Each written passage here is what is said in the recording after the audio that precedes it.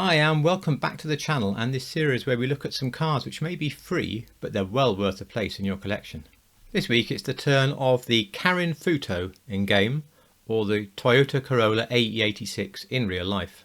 I've modelled my one on the Corolla GT Coupe which won the British Touring Car Championship in 1986-1987. I'm afraid that's when I started watching it, so yes, I am very old. I think it makes a pretty good replica. There is one small problem we'll talk about later, but bear in mind this car is free and it's only $9,000 to buy.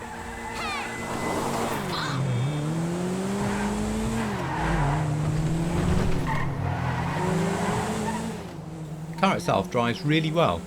There's the zingy sort of note from the four-cylinder engine like you might expect, and being rear-wheel drive, plenty of oversteer on tap for whenever you want it.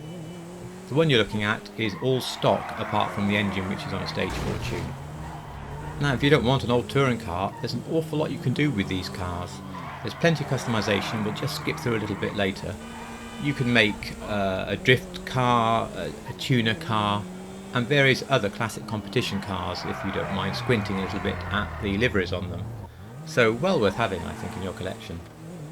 Now I've got a big expensive collection. Why am I running this cheap car when you can get the Futo GTX, which is based on the coupe version of this car? The answer is that the coupe version of the car has pop-up headlights, and the touring car I was trying to recreate here does not have pop-up headlights. It's the coupe with square headlights. Well, that combination doesn't exist. I'd rather go for the correct headlights and save myself $1.5 million. I'm pleased to say this is one of those cars that can donut properly without needing to hold any brakes on, so that's always nice. So let's look at a few of the things you can do with the car. Some expensive cars come with very little customization, but look at this, we've got different bumpers, front and rear. We've also got some different exhausts. Okay, one of them is stupid, but still, there we go. A couple of grills so you can see the intercooler. Some hoods with some aggressive cutouts in one of them. Plenty of liveries, so depending on what you want to do, you've really got your choice. Even a nice pink one, look.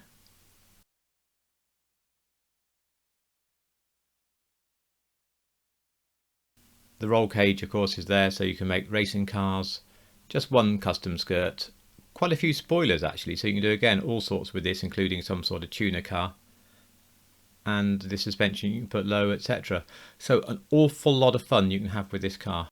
I don't do star ratings on the free cars, but if I did, I would actually rate this one very highly indeed. A nice driving car, looks pretty cool, a real classic nowadays of course, and a number of different things you can make with it. I highly recommend one for your collection, especially if it has a JDM focus in one or more of the garages. I hope you enjoyed this. There's still a few more free cars left in the series, so do stick around for those. And as always, thank you so much for watching.